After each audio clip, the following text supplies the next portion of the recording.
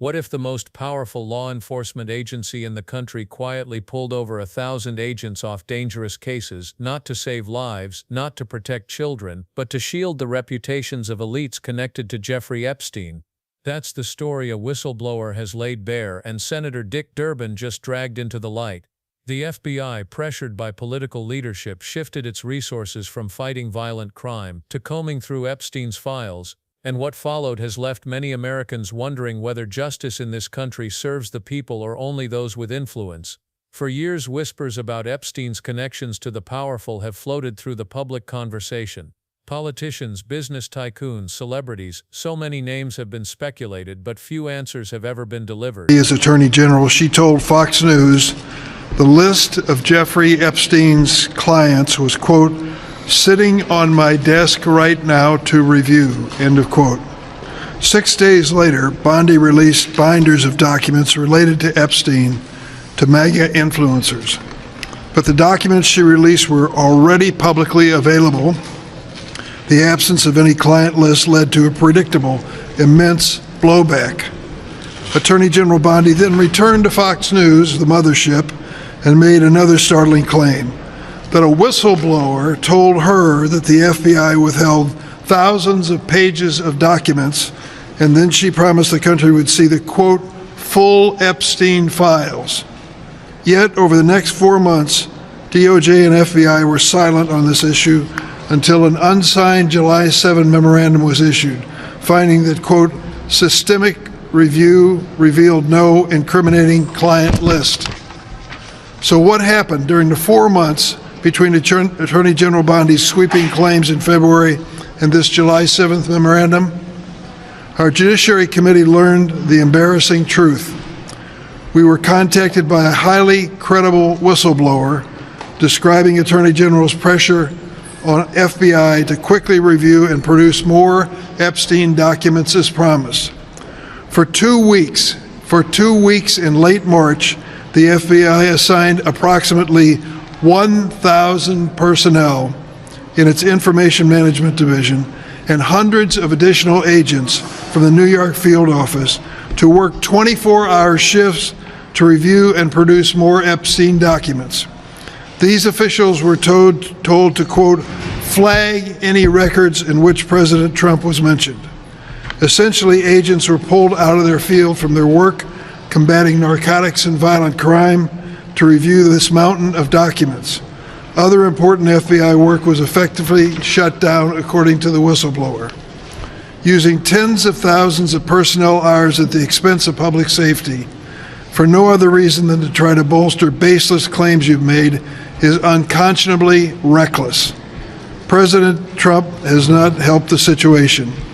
Despite his administration continually making promises about transparency on Epstein and the existence of records that they have not produced, he is currently telling the country that it is all a, quote, "scam," unquote. Last week, President Trump posted on his personal social media site, and I quote, "My past supporters have bought into this BS, hook, line, and sinker. They haven't learned their lesson and probably never will," unquote, from President Trump. This is the way the president is talking about his own constituents, who are raising concerns about the very claims President Trump's campaign surrogates and administration officials have repeatedly raised. President Trump and Attorney General Bondi are directly responsible for the confusion and mistrust around Epstein's prosecution. Attorney General Bondi, in particular, owes both Congress and the American people the truth about Jeffrey Epstein, the whole truth and nothing less. When Pam Bondi was confirmed as Attorney General, some thought this might be the moment the truth would finally break. She told Fox News on national television that the so-called Epstein client list was sitting on her desk. That statement alone sent shockwaves across the country, but what came after was even more unsettling. Pam Bondi's first weeks as Attorney General were defined by one headline-grabbing declaration. She claimed to have direct access to the files everyone wanted, the names tied to Epstein. For victims, journalists, and ordinary Americans who had been waiting years for clarity, her words raised hope. Within days, she released binders of documents to a group of high-profile influencers aligned with her political base. Social media exploded. Had the truth finally arrived? but the excitement evaporated almost instantly. The big reveal turned out to be documents already available to the public, nothing new, no secret list, no bombshell revelations, just old files repackaged. The absence of any incriminating names sparked outrage. Across political lines, people began to ask, was this incompetence, or was it theater designed to distract? And yet Bondi wasn't finished. Facing blowback, Bondi returned to Fox News, this time with another claim. She told viewers a whistleblower had come forward, alleging that the FBI was deliberately withholding thousands of pages of Epstein-related files. She promised that the full Epstein files would be revealed soon. The country braced itself. If true, this would be one of the most explosive disclosures in modern history.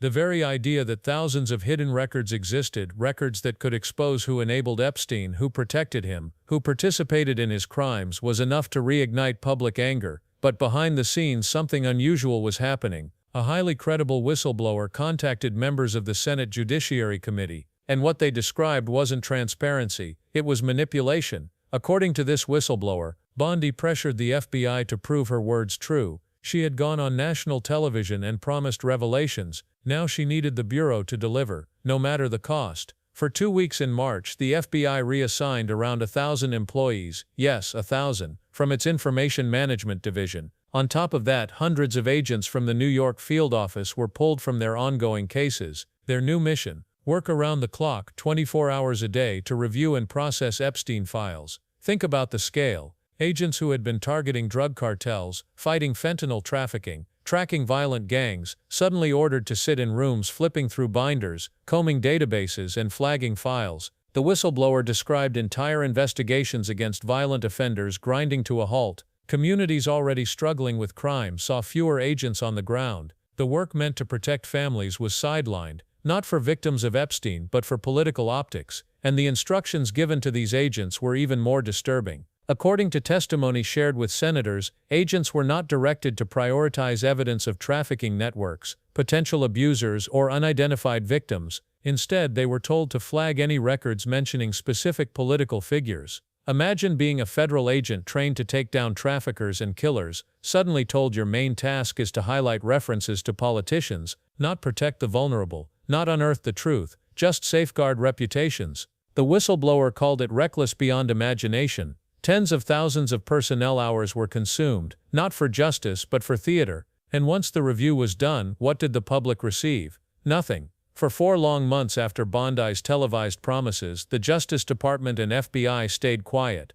No files were released, no names disclosed, no explanations offered. The public was left in limbo, replaying Bondi's words and wondering when the bombshell would drop. Then on July 7, an unsigned memorandum appeared. Its conclusion was blunt. Systemic review revealed no incriminating client list. That was it. After months of hype, promises, and diverted resources, the official word was that nothing incriminating existed. The supposed list that Bondi said was on her desk vanished into thin air. To many, the July memo felt like a cover-up sealed with bureaucratic language. How could thousands of man-hours, 4 months of review, and a whistleblower's dire warnings lead to nothing? Bondi's actions fit a troubling pattern that Americans have seen before: make a dramatic claim, stir outrage online, promise transparency, and when questions arise, shift the blame elsewhere. First, she claimed to have the list herself. When pressed, she released old documents. When that failed, she blamed the FBI. When the FBI spent weeks combing files with redirected manpower, a memo quietly declared nothing existed.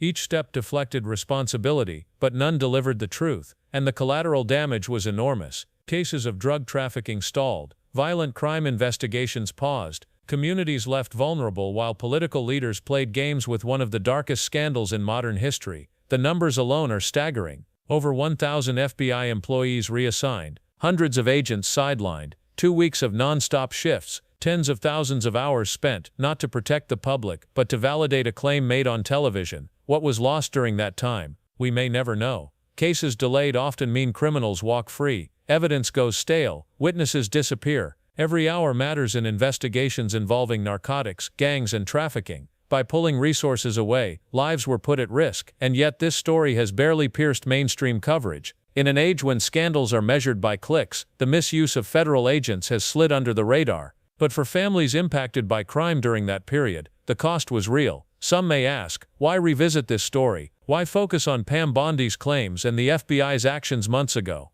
The answer is simple: because it reveals how easily justice can be bent by political pressure. If an attorney general can compel the FBI to suspend core operations just to save face on television, what does that say about accountability? If thousands of man-hours can be wasted without consequence, what happens the next time a leader makes a reckless promise? This isn't just about Epstein. It's about trust in the system meant to protect us. It's about whether the FBI serves the public good or the political agenda of whoever shouts loudest. At the heart of this scandal lies a simple truth: the American people deserve transparency. The victims of Epstein deserve justice, and law enforcement deserves the freedom to do its job without being yanked around by political stunts. Bondi's words raised expectations she had no ability or perhaps no intention to meet, and when the house of cards began to collapse, she leaned on the FBI to bail her out. In doing so, she compromised not only her office but the safety of communities across the nation. We may never know what those thousands of hidden documents truly contain. The July memo declared no incriminating list existed, but given the chaos surrounding the review, can anyone take that at face value? Senator Durbin's revelations should not be the end of the story. They should be the beginning. Congress owes the public a deeper investigation. Who gave the orders? Who decided to pull agents from active cases? Who crafted the July memo and why was it unsigned? Without answers, trust in the Department of Justice erodes further. Without accountability, the pattern will repeat. And without transparency, victims are betrayed again and again. The weaponization of law enforcement to protect reputations instead of citizens should disturb every American, regardless of party or ideology. This is not about left or right. It is about whether the most powerful institutions in the country still serve justice or merely power. The Epstein scandal has always symbolized more than one man's crimes. It has symbolized how wealth, influence, and connections can bend the rules. From sweetheart deals years ago to endless delays in disclosure, the case has repeatedly highlighted the gap between ordinary people and the powerful. Bondi's episode with the FBI is just the latest chapter. A reminder that when elites feel threatened, the machinery of government can be twisted to protect them.